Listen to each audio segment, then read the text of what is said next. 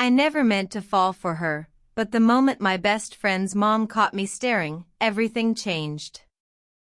I never thought much about visiting my friend's house.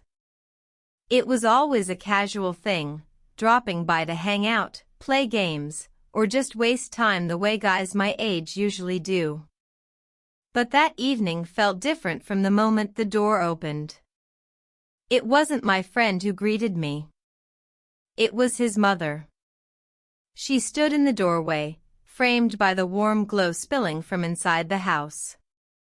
She wasn't dressed up, not at all, just a soft cardigan over a simple blouse, her hair tucked behind one ear. But something about her presence stopped me. She had this kind of calm elegance, the sort of beauty that doesn't try too hard because it doesn't need to. Her eyes lingered on me for a second longer than necessary, and then she smiled. Not a wide, exaggerated smile, but a quiet, knowing one. A smile that somehow felt like it saw straight through me. "Come in," she said warmly, stepping aside. The scent of freshly brewed coffee drifted from the kitchen.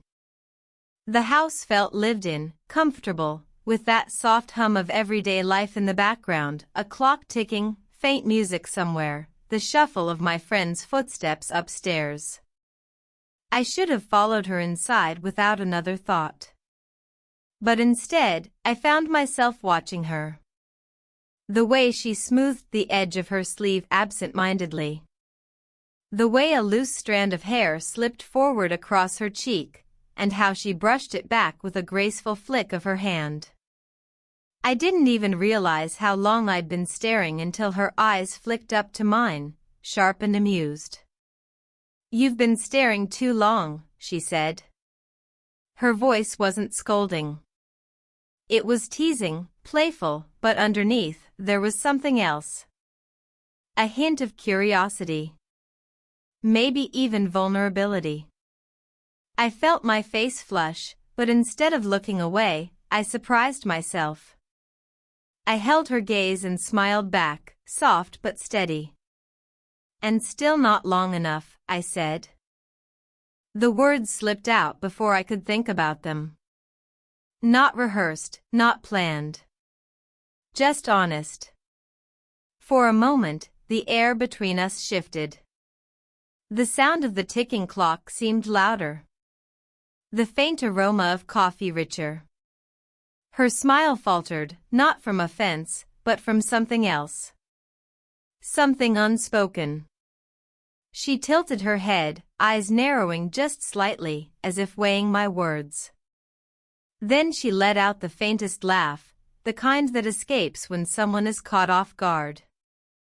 "Well," she murmured, brushing her hair back again, "you'd better not let him catch you saying things like that." Her meaning was clear, my friend, her son. The unspoken line that existed between us. Still, her voice wasn't cold. If anything, it carried the tiniest thread of warmth, like she wasn't entirely displeased. I finally stepped inside, my pulse racing in a way it had no right to. It was nothing, I told myself. Just playful words exchanged at the door. And yet, I knew in that moment, something had changed. The evening went on as it always did, but I couldn't shake the memory of that smile. Or the way she looked at me when I said those words. It was the first spark. Small, fragile, but undeniable. And once it lit, I knew I would never see her the same way again. The funny thing about attraction is that it doesn't always arrive with grand gestures or dramatic moments. Sometimes, it sneaks in quietly, through small conversations, through silences that linger longer than they should. That night, after the doorway exchange, my friend disappeared upstairs to grab something. It left me standing in the living room with her. Just me and his mom. The room was softly lit, a warm lamp glowing in the corner. On the coffee table, a half-finished book rested next to a cup of tea gone lukewarm. She sat down on the edge of the couch, crossing her legs with a natural grace, and motioned for me to sit as well. "So," she said, breaking the silence, "how's school treating you?" It was a simple question, one I'd answered 100 times before to teachers, relatives, and neighbors. But with her, it felt different. She asked it like she truly wanted to know. And when I started answering about exams, late nights, and the feeling of not quite knowing where my life was going, she didn't interrupt. She listened. Not the way most people listen, nodding distractedly. No. She leaned in slightly, her eyes steady, as though every word mattered. That kind of attention has a power of its own. When I finished, she gave a small smile. "You think too much," she said gently, "but maybe that's not such a bad thing." Her words settled over me like a blanket, comforting, but weighted enough to make me pause. Then I noticed the book on the table. I picked it up. "This is yours?" She nodded. "I reread it when the house feels too quiet. Keeps me company." I turned it over in my hands, feeling the faint ridges of the spine. "I didn't know you liked novels like this." "There's a lot you don't know about me," she said softly, almost as if it slipped out before she meant to say it. That silence returned. Heavy, but not uncomfortable. Charged. My hand rested on the armrest close to hers, and for a moment I swore our fingers were only inches apart. I could feel the warmth radiating from her skin. The ticking of the wall clock filled the room. I should have said something else, anything, but I froze. And so did she. Her gaze drifted toward mine, slow and hesitant, until our eyes met. The quiet stretched, almost too long. My chest tightened, not from fear, but from the strange thrill of being seen. She was the one to break it. Clearing her throat lightly, she reached for her tea and forced a small laugh. "Your friend will be down soon," she said, her tone casual again, though her eyes carried something they hadn't before. And just like that, the spell loosened. But it wasn't gone. I leaned back into the couch, pretending to relax, though inside my heartbeat still raced. For the rest of that evening, I couldn't forget the weight of her gaze or the softness of her voice when she spoke to me. They were just small conversations, ordinary on the surface. But beneath them, something new had taken root. And I knew, deep down, that this wasn't going to fade. It was only the beginning. A few days later, I found myself back at their house. It was late in the evening, later than usual, and the place was quieter than I'd ever known it. My friend had gone out for a while, leaving me in the living room alone. I should have felt awkward waiting there, but instead, I noticed how comfortable the silence was. That's when I heard it, a faint sigh from the kitchen. Not loud, but heavy. The kind of sound that slips out when someone's been carrying too much. I followed the sound and found her standing by the counter. The kitchen light glowed softly above her, catching in her hair. She wasn't dressed for company anymore, just a loose sweater and jeans, her feet bare against the tiled floor. She didn't see me at first. She was leaning on the counter with one hand pressed to her temple, eyes closed, like she was trying to gather herself. I hesitated, not wanting to intrude. But something in the way her shoulders slumped, the quiet weariness in her posture, made me step forward. "Are you okay?" I asked gently. She startled slightly, then straightened. "Oh, I didn't know you were still here." She tried to smile, but it didn't quite reach her eyes. "I'm fine. Just, long day." But I could tell it wasn't just the day. It was something deeper. "You don't have to say you're fine," I said softly. Her expression flickered, a crack in the mask. She leaned back against the counter, crossing her arms. For a moment she seemed to weigh whether to let the words out. Finally, she exhaled, a sound more vulnerable than she probably intended. "Sometimes," she admitted, "I feel invisible." The words hung in the air between us. She looked down at her hands, twisting her fingers together. "Your friend is grown now, barely home anymore. I spend so much time keeping everything together, the house, the work, the endless little things, and most days, no one notices. I don't feel seen." I don't think she expected to say that aloud. And I don't think she expected me to hear it. I stepped closer, not too close, just enough that she could feel my presence. "Anyone who doesn't see you," I said quietly, "is blind." Her eyes lifted, surprised. For a moment, they shimmered in the dim kitchen light, uncertain whether to believe me. I held her gaze, steady and sincere. Slowly, she reached out, almost without thinking. Her hand found mine, resting there with the lightest pressure. Warm, delicate, and trembling faintly. My heart leapt at the contact, but I didn't move, afraid to break the moment. It only lasted a few seconds before she pulled away, as if realizing what she'd done. She shook her head, brushing a strand of hair from her face, trying to reclaim her composure. "I shouldn't," she began, then stopped. I didn't press her. I didn't need to. The air between us had shifted again. What began as curiosity was slowly becoming something deeper, a bond formed not by flirtation, but by honesty.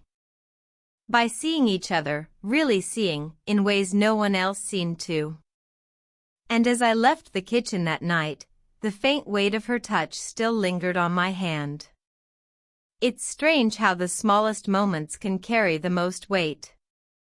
A gesture as ordinary as passing someone an item can feel like the world has slowed down if there's something unspoken between you. That night, the air outside was cool. I'd offered to help her carry in a few bags of groceries from the car while my friend was out. She laughed lightly at first, insisting she could manage, but I noticed the slight strain in her arms and insisted. Eventually, she gave in. We made several trips back and forth from the driveway. The night sky was deep and clear, stars faintly visible between the trees. The bags rustled softly, the gravel crunched under our feet, and every time our shoulders brushed, it sent a quiet spark through me. Inside, the kitchen filled with the sound of paper bags unfolding, items being set on the counter, the faint clink of jars and bottles. I handed her a bag of apples, and when our fingers touched, neither of us moved right away. Her hand was warm, soft, and for just an instant, she let it linger against mine. She cleared her throat, breaking the spell, and turned toward the fridge. But the energy between us didn't vanish. It hummed in the air like a low current. When I passed her another bag, our hands brushed again, not by accident this time. It was subtle, deliberate, almost too careful. Her eyes flicked to mine, and though she said nothing, her silence carried meaning. At one point, she reached for a jar on the counter, but it slipped slightly in her grip. I reacted without thinking, stepping forward to steady it. My hand wrapped lightly over hers as I caught it. The touch was brief, but close enough that I felt the warmth of her skin against mine, the faint tremor in her fingers. Neither of us moved for a moment. My heart thudded in my chest, and I knew she felt it too, though neither of us dared to acknowledge it. The kitchen was quiet except for our breathing, the dim light above us softening the space until it felt almost unreal. Finally, she withdrew her hand, clutching the jar against her chest like a shield. Her cheeks carried the faintest flush. "Thank you," she murmured, her voice steadier than her expression. I nodded, but my throat felt dry. "Any time." We returned to unpacking the groceries, but the rhythm was broken now. Every glance felt heavier. Every brush of contact, no matter how small, left its mark. When we finished, she leaned against the counter, arms folded, trying to appear casual. I stood across from her, unsure whether to step away or closer. The air between us wasn't just charged, it was alive, buzzing with everything we hadn't said. She exhaled softly, a sound that was almost a laugh. "You shouldn't make things feel so complicated," she said, though her tone wasn't sharp. It was tender, weary, as though she wasn't speaking only to me but to herself. I smiled faintly. "I don't think I'm the only one making it complicated." Her eyes met mine at that, steady, searching, before she finally looked away. The moment passed.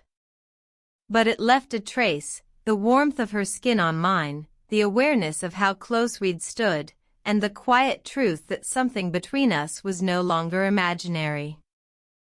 For a few days after that night in the kitchen, we seemed to keep our distance. Not entirely, I still came around to see my friend, and she was still there, smiling politely, asking the usual questions. But something had shifted. The air between us was heavier, as if both of us were aware of what almost happened and were quietly retreating before it went any further. At night, though, I couldn't stop thinking about her. I'd lie awake in my bed, staring at the ceiling, replaying every glance, every touch. The way her hand felt in mine, even for that fleeting second. The sound of her voice when she said my name. I told myself I needed to stop, to put these thoughts away before they crossed into something I couldn't take back. But telling yourself to stop wanting something is easier said than done. When I finally saw her again, the tension was undeniable. My friend had stepped out for a bit, leaving us once more in the same room. She was standing by the window, her arms folded, watching the world outside. The evening sun filtered through the curtains, painting her in soft gold. I wanted to say something casual, something safe. But instead, I found myself just watching her, the way her profile looked in the fading light, the curve of her jaw, the slight crease in her brow. She must have sensed my eyes on her because she spoke without turning. "You shouldn't look at me like that." Her voice was soft, but it carried weight. I swallowed. "Like what?" She finally turned, meeting my gaze. Her eyes were steady, but I could see the battle inside them. "Like you want something you shouldn't." The words stung, not because they were harsh, but because they were true. For a moment, neither of us spoke. The silence was thick, pressing down on me. My chest ached with everything I wanted to say but couldn't. Finally, she shook her head, almost as if scolding herself more than me. "This can't happen," she whispered. "You know that." Her voice trembled slightly, betraying the conflict behind her words. She wasn't telling me she didn't feel it. She was telling me she did. I took a step closer, not enough to close the space entirely, but enough to feel the pull between us. "Then why does it feel like it already has?" I asked quietly. Her breath caught, just barely. She looked away, pressing her lips together, as though fighting back words she couldn't allow herself to speak. The clock in the hallway ticked louder in the silence. Finally, she drew in a deep breath and straightened her shoulders. "We have to be careful," she said, her tone steadier now, though her eyes betrayed the storm within. "Whatever you're feeling, whatever I'm feeling, it's not simple." And with that, she stepped past me, brushing by gently, deliberately. The faintest touch of her sleeve against my arm was enough to leave my skin burning. I stood there, rooted in place, caught between guilt and longing. She was right, it wasn't simple. But that didn't stop my heart from chasing what my mind warned me against. The night it all came undone, the sky was restless. Clouds had gathered through the afternoon, and by evening the rain poured in steady sheets, drumming against the windows, soaking the world outside in a gray haze. My friend had gone out, leaving me at the house again. I told myself I was only staying for convenience, to wait out the storm, but deep down, I knew it was because of her. She was in the living room when I came in, a blanket draped around her shoulders. The lamp cast a warm circle of light, and the flicker of a candle on the table made shadows dance softly on the walls. The storm outside only amplified the quiet intimacy of the room.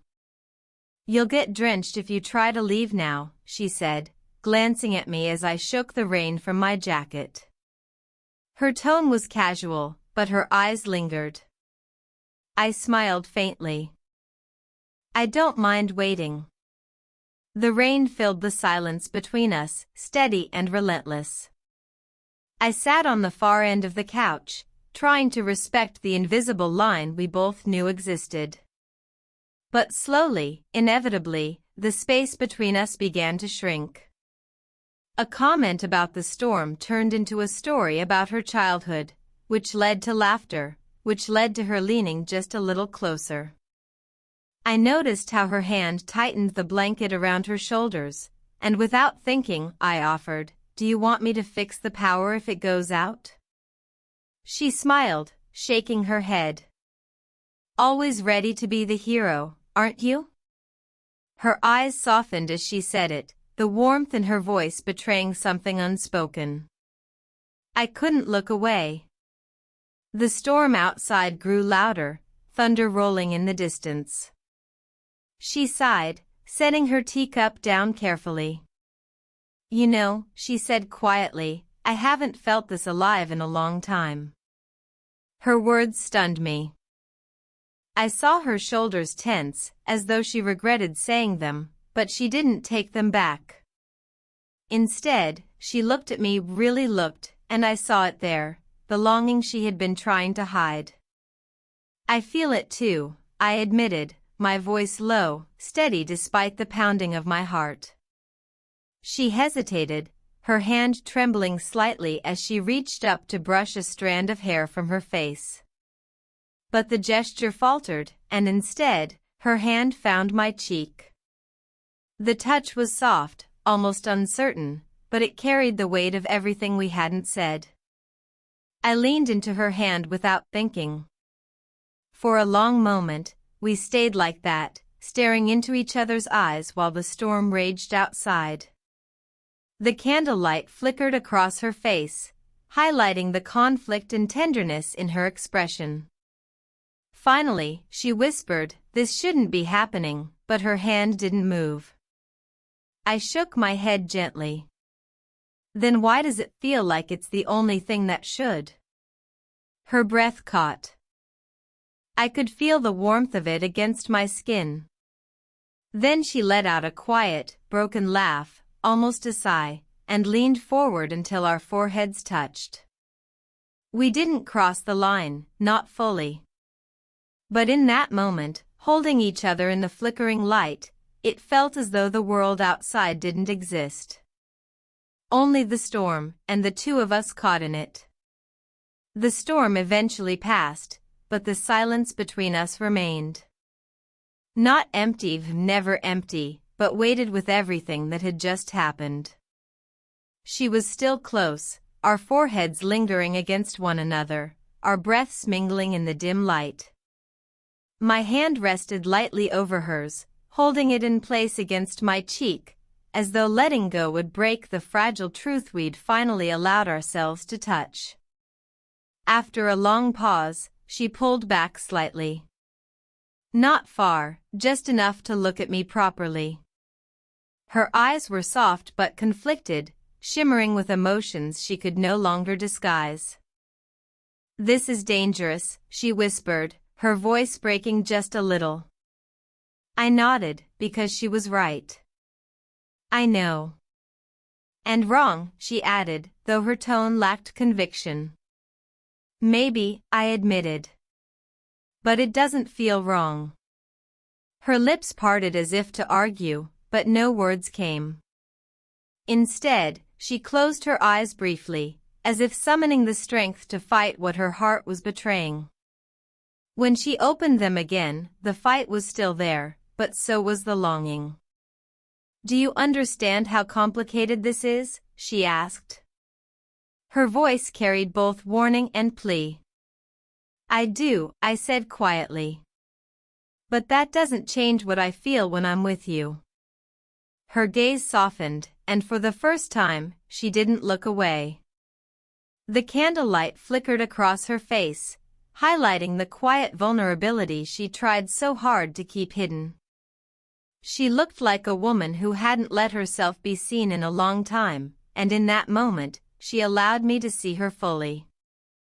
Slowly, she reached out, resting her hand over mine. Her touch was firm this time, no trembling, no retreat. "You make me feel noticed," she admitted. "Alive." I can't remember the last time someone made me feel that way. Her words struck me deeper than anything else could.